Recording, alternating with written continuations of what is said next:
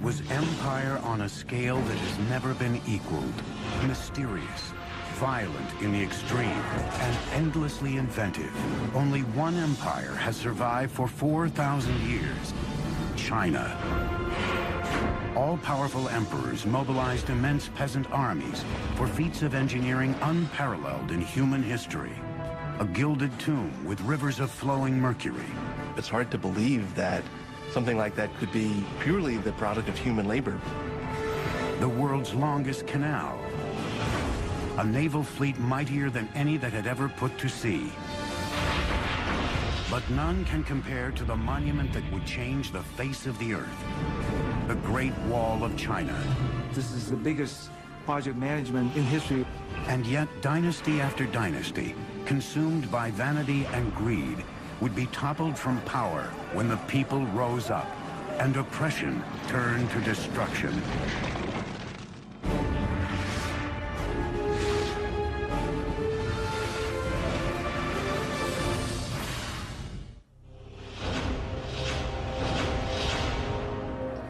At the dawn of civilization, the Chinese were there, and they are still here. Hello, I'm Peter Weller. When the Egyptians were building their pyramids, the Chinese already had sumptuous palaces for their kings. When Rome was planning its soaring aqueduct that would bathe its citizens and quench their thirst, the Chinese were redirecting an entire river by blowing up a mountain before gunpowder and building a dam that would irrigate thousands and thousands of acres of land and launch a population explosion the world had never seen.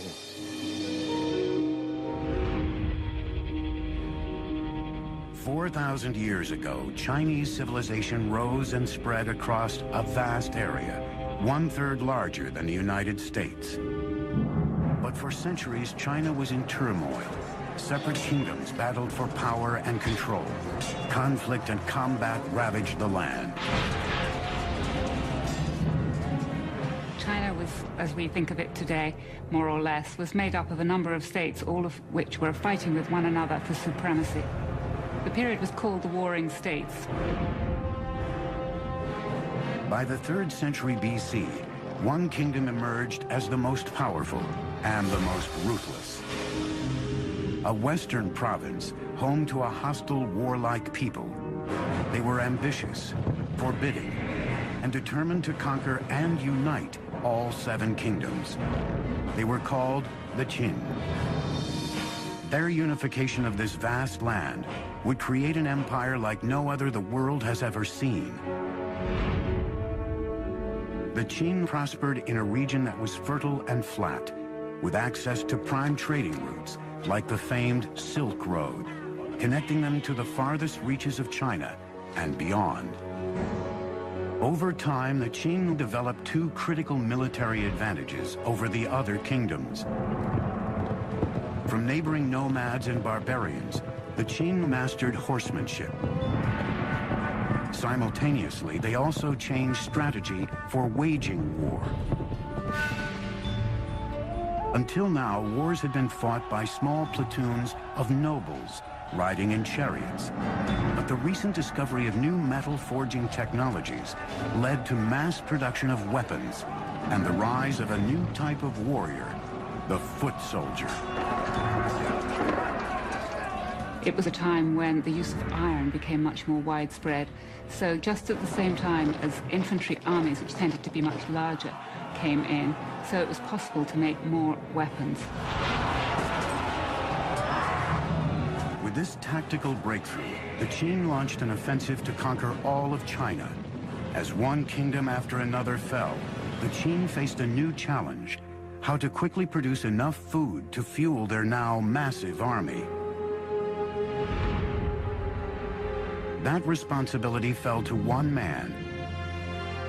His name was Li Bing, a Qin official who was one of the greatest hydraulic engineers of all time.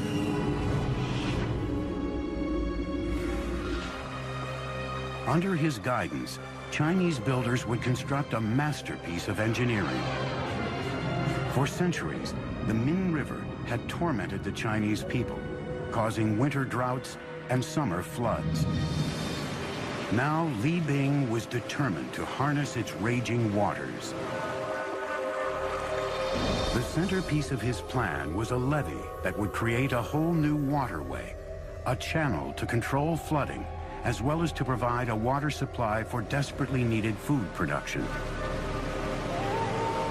But Li Bing had an enormous problem. Mount Jiang, standing directly in the path of his irrigation channel. He couldn't move the mountain, so he decided to carve a path for his new waterway straight through it. Long before the invention of gunpowder, it would have taken decades to cut a path through the mountain by manual labor using only hammers and drills. The Qin military demanded more immediate results, forcing Li Bing to devise a bold new technology. He'd let the forces of nature do the heavy lifting for him. First, heating the rocks through controlled fires, then dousing them with cold water. This caused the boulders to crack into small pieces that could be carted away. 8 years after he started, Li Bing had blasted an irrigation channel straight through the mountain. Now he had to construct the enormous levee that would divert the waters of the Min into the new irrigation channel. Thousands of workers were brought to the site, working with nothing but muscle and chisels, carving out the earth. Remarkably, Li Bing designed a levee that could regulate the raging waters of the Min according to the season. In summer, more water could be driven to the irrigation channel to prevent flooding along the river. In winter, the proportions were reversed, directing more water into the river to avoid drought. By irrigating a vast stretch of Qin territory, Li Bing's levee triggered a massive population boom, and the military had a new base to launch attacks into enemy territory. The state of Qin was evolving into a powerhouse. And he used the wealth created by agriculture and the power created by the military to unite all of China. In 247 BC, that job was left to the Qin's new emperor, a 13-year-old named Yingjiang. The young ruler assumed the throne with his mother acting as queen dowager. But Yingjiang came to power in a palace teeming with enemies, already plotting his demise. Knives were being sharpened. At the top of the list of those who wanted him dead was his own mother. She now had a lover and 2 new sons she wanted on the throne. At the age of 22, Yingjiang discovered her plot to have him killed. He had his mother banished and his stepbrothers and her lover killed. His authority was now absolute. With his throne secured, Yingjiang sent his armies out to finish the job of unifying all of China. Only one kingdom stood in the way. They were called the Chu. In 238 BC, the Qin launched an epic all-out war on the Chu in a conflict that raged doggedly on for 15 years. Finally, in 223 BC, they too raised the banner of surrender. The last great obstacle to the Qin conquest of China had been crushed. The Qin supremacy over the Chu is they were able to organize their armies in a much more efficient way than had been done before. The Qin dream of empire was complete. China was unified and at peace. Now a true emperor, Yingjiang needed a royal name. He would come to be known throughout China and around the world simply as Shih the first emperor. Shih proclaimed his dynasty would last 10,000 generations. It was during his reign that China embarked on perhaps the most spectacular construction project of all time. A wall, unlike any the world had ever seen. But the Qin would pay a heavy price for their emperor's grand ambitions, in the wrath of ruthless leaders and the blood of its own people. The Chinese invented deep drilling in the 1st century BC and were able to drill boreholes up to 4,800 feet deep. 220 BC, China's first emperor, the triumphant Shi Huangdi, sets off to survey his new empire. For the first time ever, China was unified and secure, and he intended to keep it that way with the most ambitious engineering project ever conceived, the Great Wall of China. Well, the Great Wall was a linking up of walls that had existed previously. A number of states in the north of China had built walls partly to defend against one another, but more importantly, to defend their northern frontier.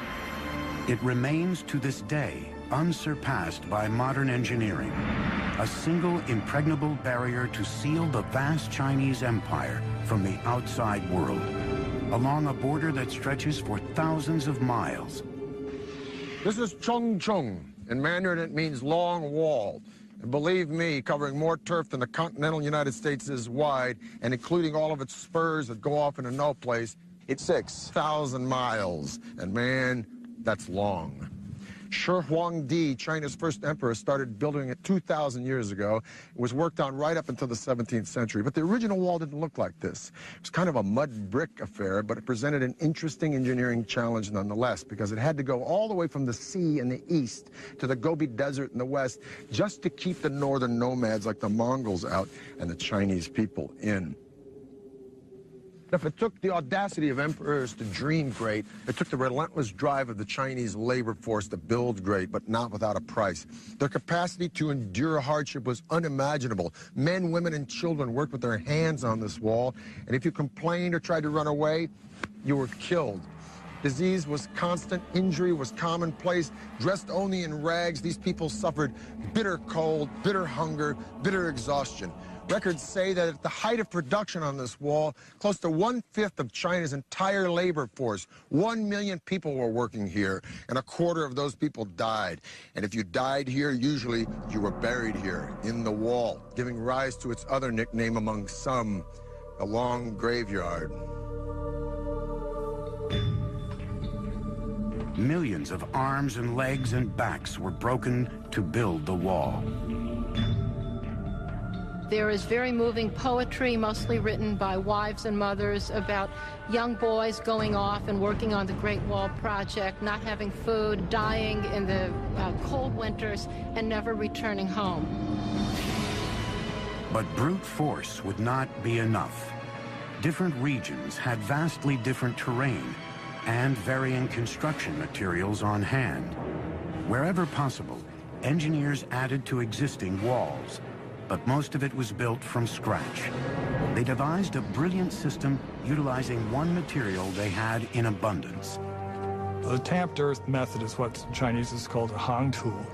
What this means is that you build a wooden frame to enclose the wall, and you start low with, say, 2 boards parallel, and then you pour some gravel and some sticks and some clay, and then you use the end of a log to beat it and pound it until it's very, very compact. And then you put another layer in, and you keep doing that, and then you put other boards on the outside to hold it in place, and you keep going up and keep going up until you reach the height that you want. When it was dry, the frame was removed, leaving just a solid slab of tamped earth, strengthened by the willow reeds, like the steel rebar that reinforces modern concrete. The southern side, facing China, was defended by a simple parapet, while the northern side, facing the barbarians, was crenellated. There was a guard tower every 700 to 1,000 yards. A paved road ran along the top of the wall for troops and even wagons, making it an efficient communications route, especially for the soldiers stationed at each tower. But as a work of military engineering, the wall was only partially successful. A wall exists to be defended, but in the long run, the wall was not very defensible. Nomads could break through it or go around it, bribe their way through it. But the Great Wall was not only designed to keep barbarians out, it was also a symbolic dividing line, locking the Chinese in.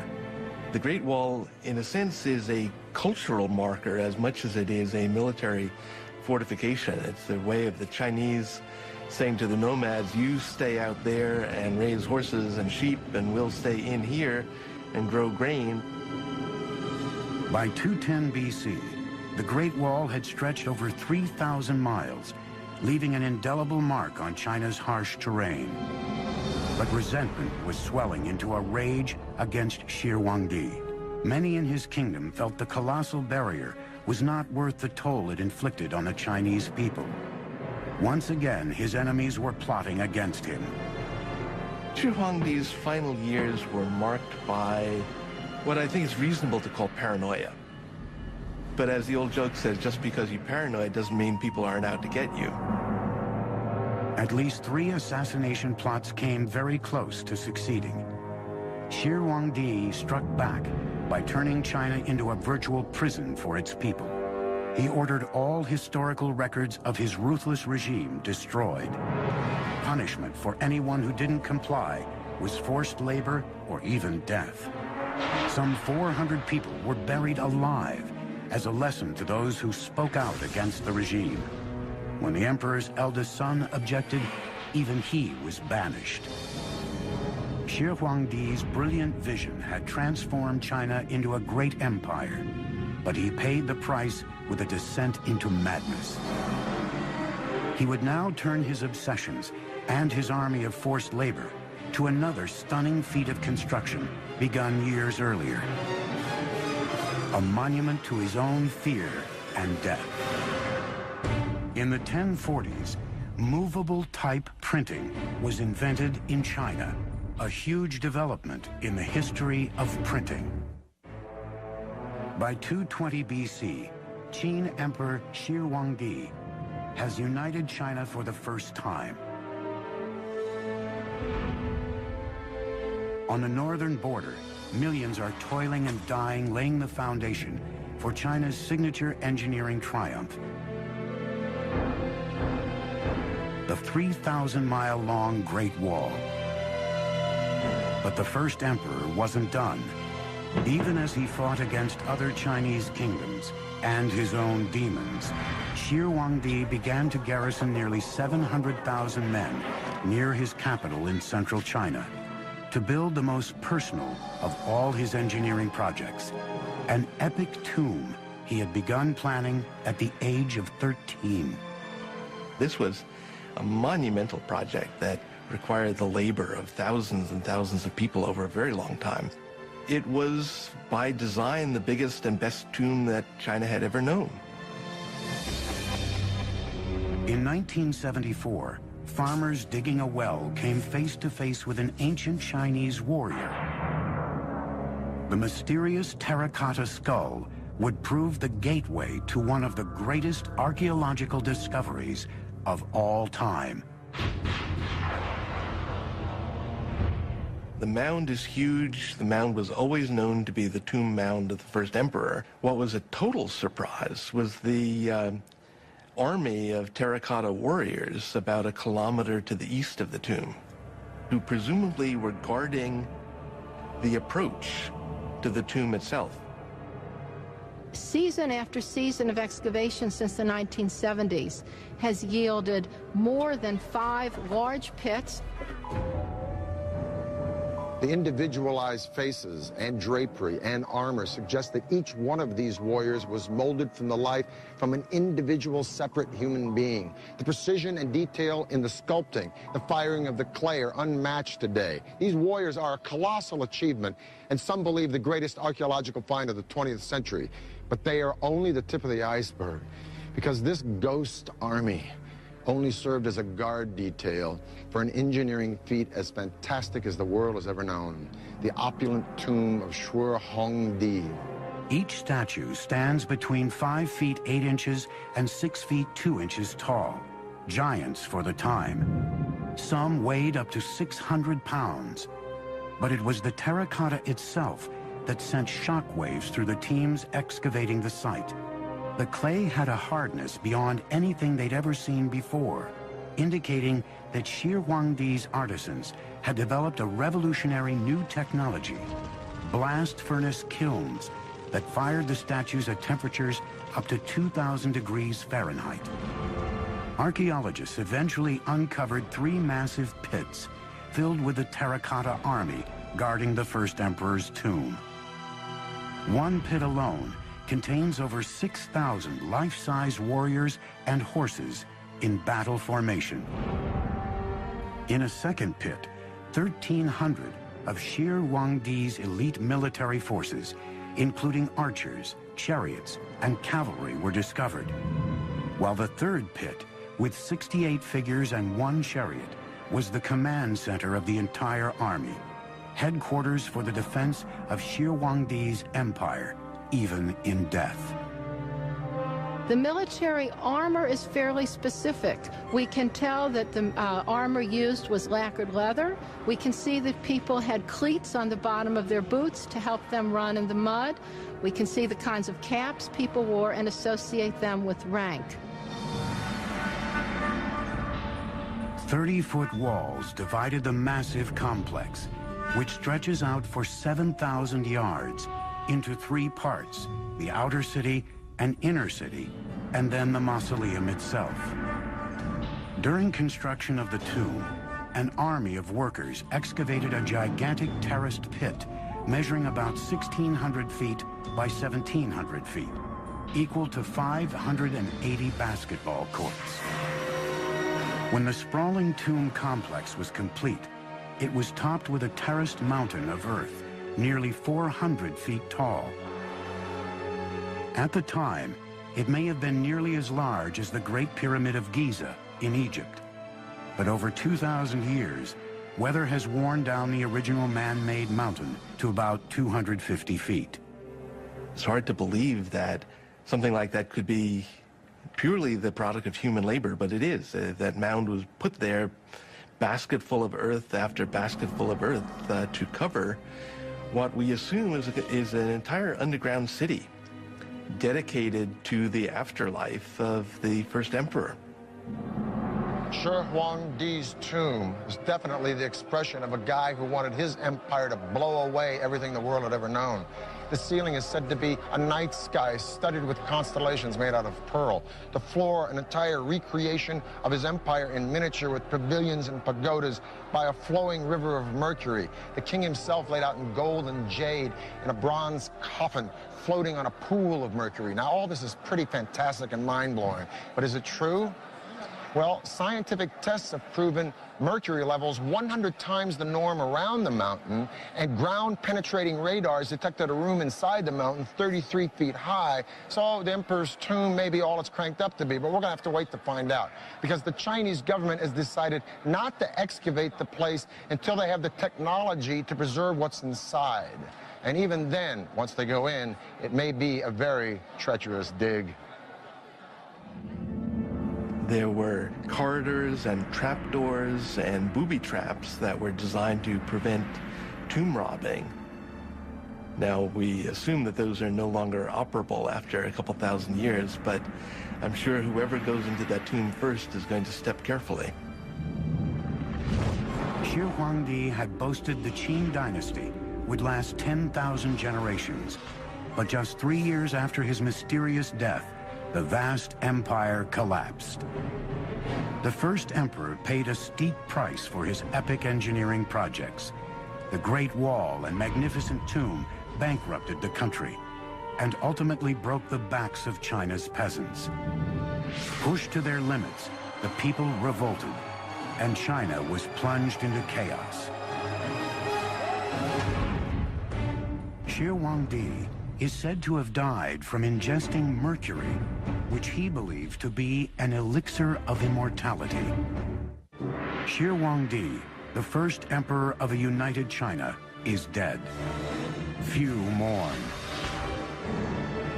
Many have eagerly anticipated an end to the hated and ruthless Qin dynasty. A vicious power struggle ensued for control of the empire. In a word, it was chaotic. Very quickly, after the death of Qin Shi Huangdi, things fell into civil war with various people vying for power. 206 BC, a new ruler comes to power determined to bring stability to China. His name was Liu Bang, a former soldier and cunning politician who knew how to win the hearts and minds of the people. Over the next 4 years, Liu Bang consolidated his rule and rallied the people behind him. Peace and stability returned to the empire. By the time he died in 195 BC, he had launched a dynasty that would thrive for nearly 4 centuries, the Han. The Han embarked on a wall-building campaign even more massive than Shi Huangdi's.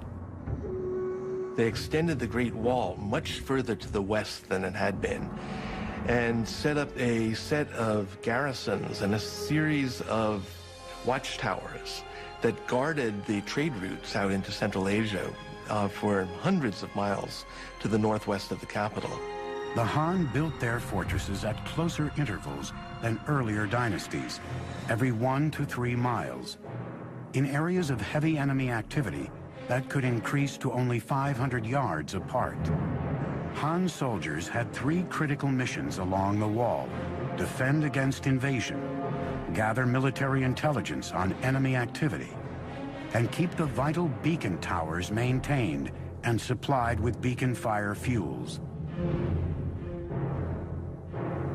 Han Dynasty signal towers incorporated several sorts of alarms. Flags and smoke were only used in the daytime. Torches were only used at night. Bigger bonfires and drums were used at any time. And complex codes were devised for these signals. And just like today, modern codes, they were all classified as top secret and unknown to the public.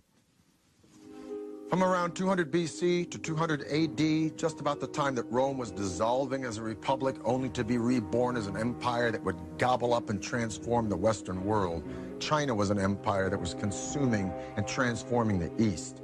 During the Han Dynasty, the population of China grew to 50 million people. The empire went as far south as Vietnam, as far west as Afghanistan. It was massive. But after 400 years, just like Rome, internal disintegration started to overshadow military success, and in 184 AD, a peasant rebellion brought the Han Dynasty to a screeching halt. And once again, China was on the verge of chaos. For 3 centuries, warfare, treachery, and death were the rule in China. And once again, it took a ruthless hand to put an end to the time of turmoil. In the 6th century, a northern people, the Sui, declared war on the chaos, conquering one part of the empire after another, until China was united again, for the first time since the Han Dynasty fell 3 centuries earlier. The Emperor Yangdi would build the Sui Empire on the foundation of nearly 1,000 years of dynasties that came before. Unlike previous emperors who had concentrated on fortifying China against the outside world, Yangdi would channel his energies inward and strengthen his empire within its borders. China is vast, and its waterways provided the most efficient means of transportation over such great distances. 2 major rivers traverse the country east to west, the Yangtze in the south and the Yellow River in the north, but they are 1,000 miles apart. China was a house divided. Yangdi decided to do something about that. He aimed to link northern and southern China by a gigantic central artery, a grand canal, a kind of hydraulic highway for merchants, soldiers, and citizens. Very common to China in terms of constructing any large infrastructure project. They would look at existing waterways and trying to find area where they could connect and link the entire canal. They want to take advantage of the natural geography. This gigantic construction project would take more than 1 million man-days of work, most of it digging. Living and working conditions were horrendous. harsh and primitive. Tens of thousands died of starvation, fatigue, and illness. Many were simply beaten to death by overseers.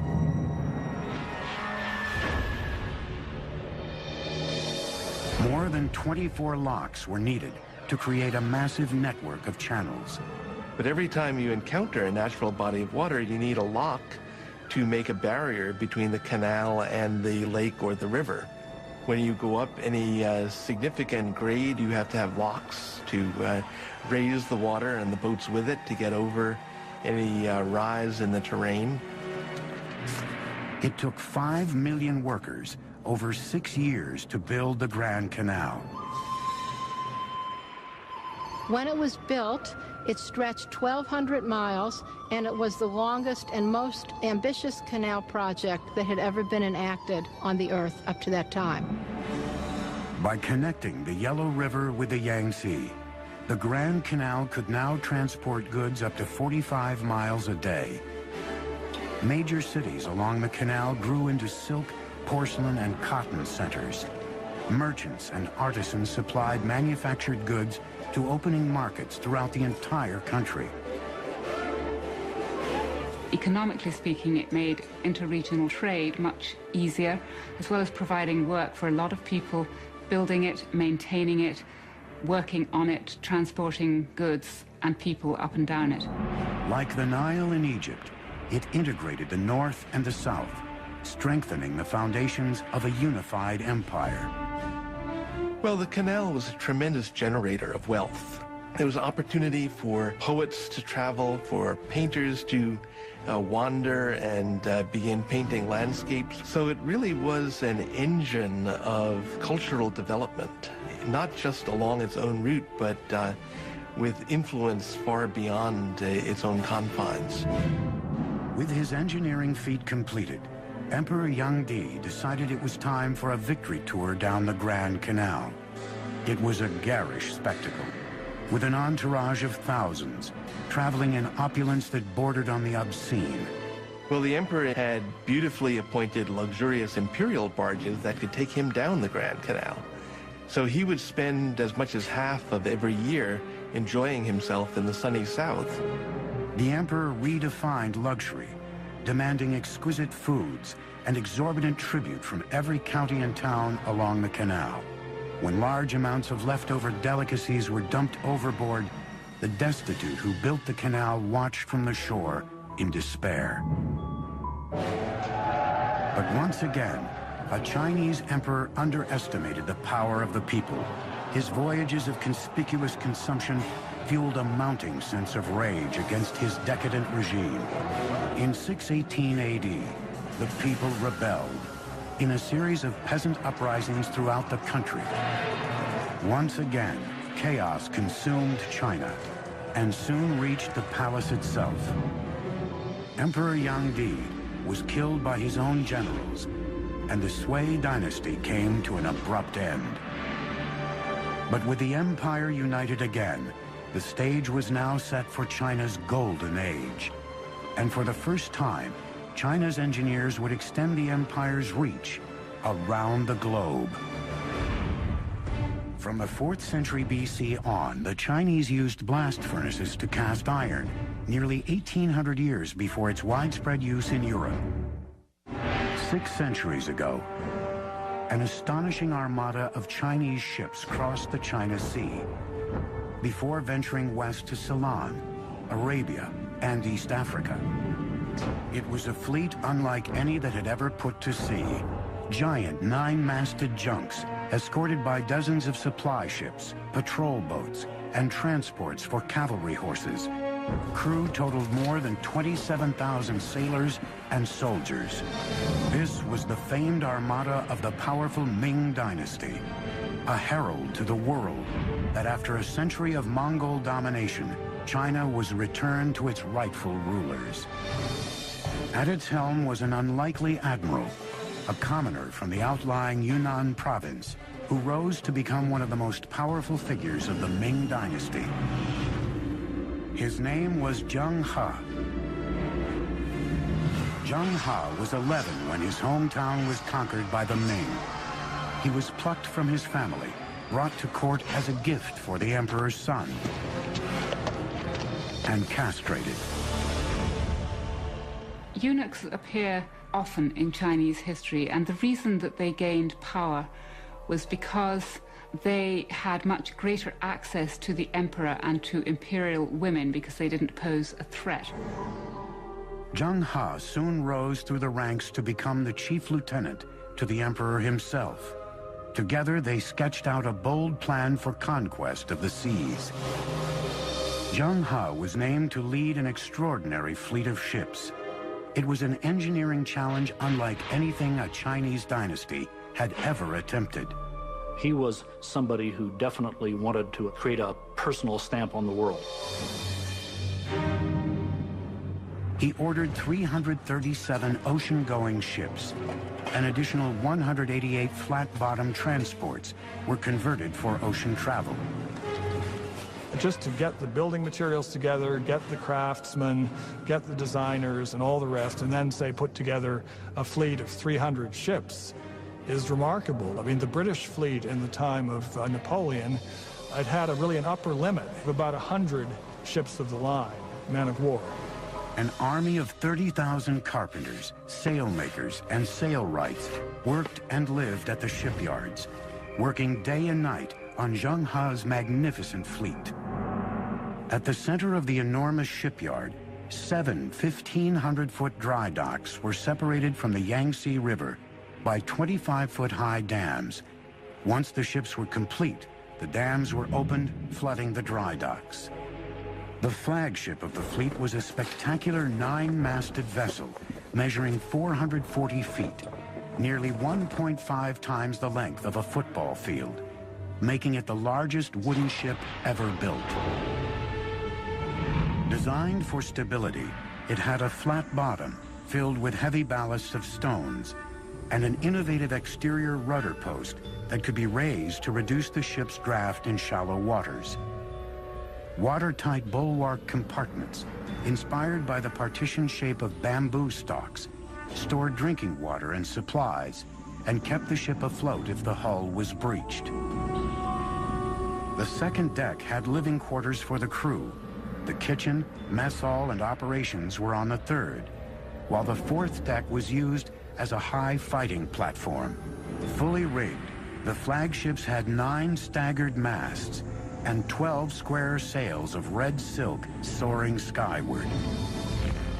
Other ships were armed with as many as 24 bronze cannons, capable of firing up to 900 feet. Their bows and sterns had reinforced high profiles for ramming smaller boats. Some ships carried horses or transported troops. Others were freshwater tankers, packed with provisions for up to 28,000 men.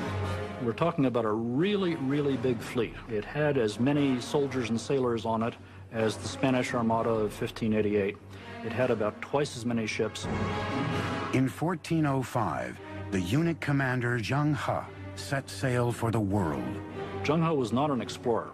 What Zheng He was doing was what we would call in modern terminology power projection.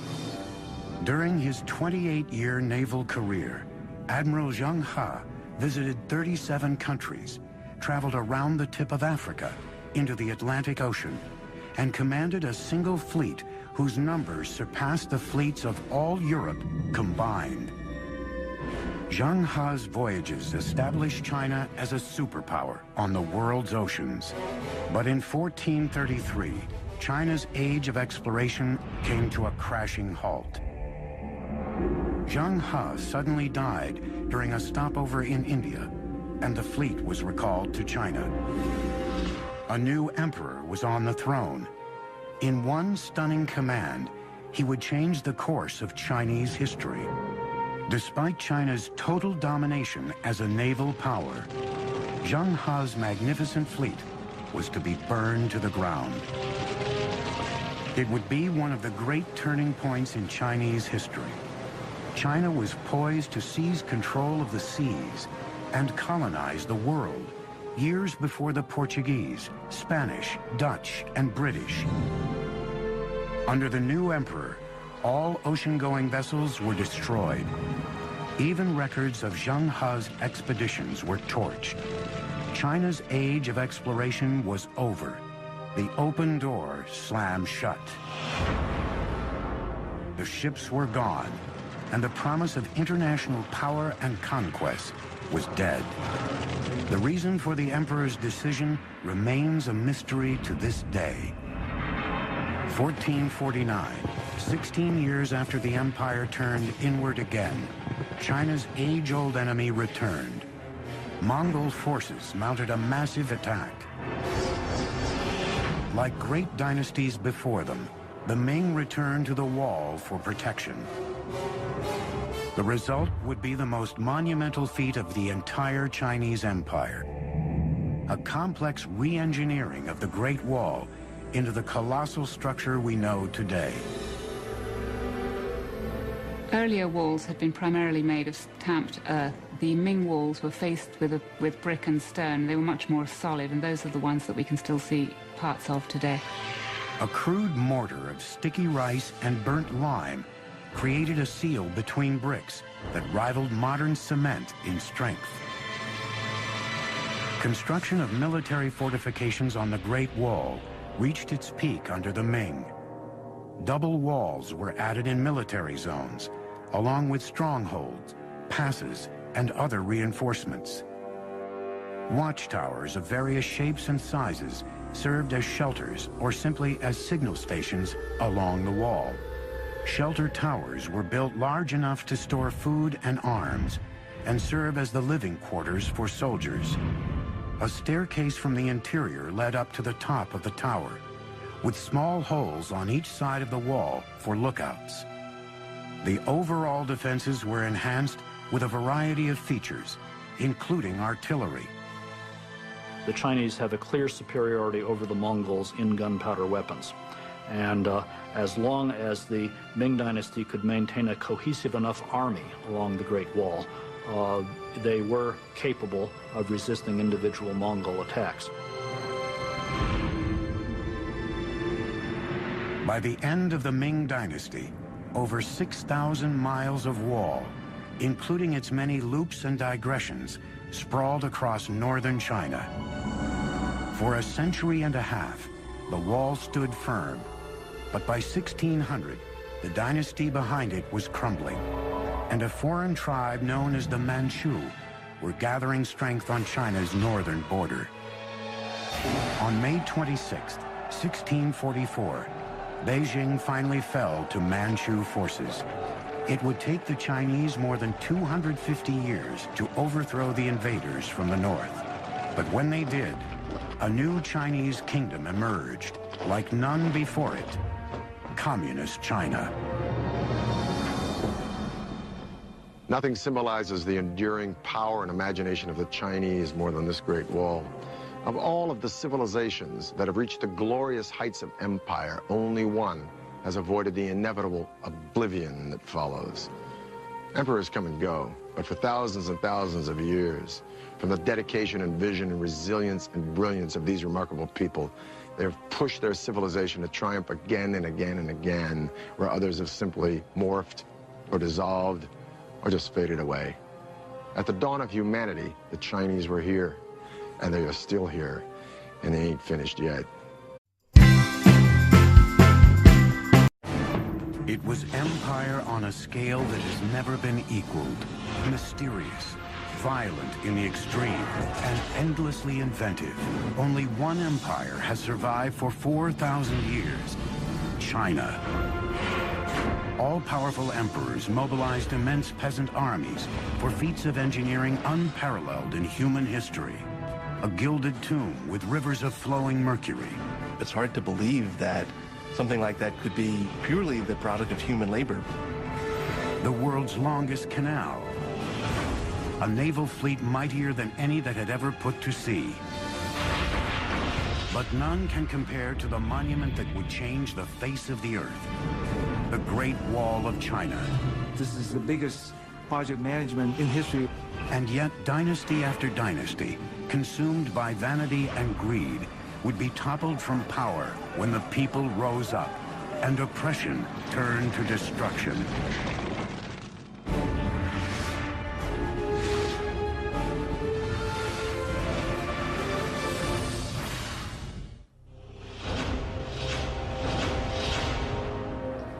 So just at the same time as infantry armies, which tended to be much larger, came in, so it was possible to make more weapons. With this tactical breakthrough, the Qin launched an offensive to conquer all of China. As one kingdom after another fell, the Qin faced a new challenge: how to quickly produce enough food to fuel their now massive army. That responsibility fell to one man. His name was Li Bing, a Qin official who was one of the greatest hydraulic engineers of all time.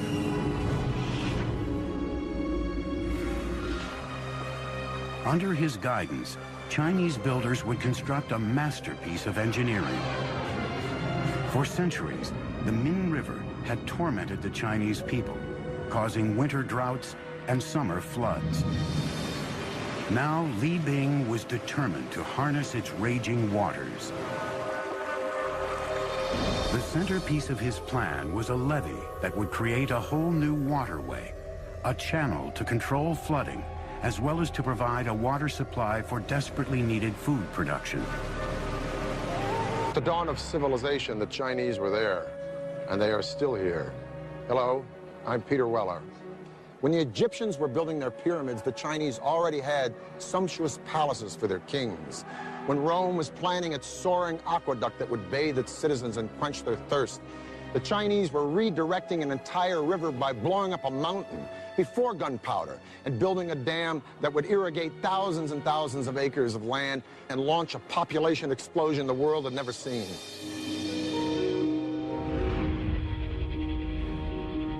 4,000 years ago, Chinese civilization rose and spread across a vast area, 1/3 larger than the United States. But for centuries, China was in turmoil. Separate kingdoms battled for power and control. Conflict and combat ravaged the land.